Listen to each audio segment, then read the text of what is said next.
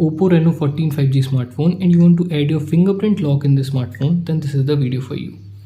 Open your settings, scroll down and then select security and privacy, select device unlock and then select fingerprint and face unlock. Select fingerprint, click on agree. Now firstly you have to set a screen lock, but if you have already done this then you can skip this part, otherwise select next. Here you can select numeric, alphanumeric or pattern. I'm selecting pattern. Wait for 5 seconds and then click on continue. Draw your pattern, then confirm your pattern. Click on add now and then place your thumb or finger, whatever you want to add, on the sensor like this.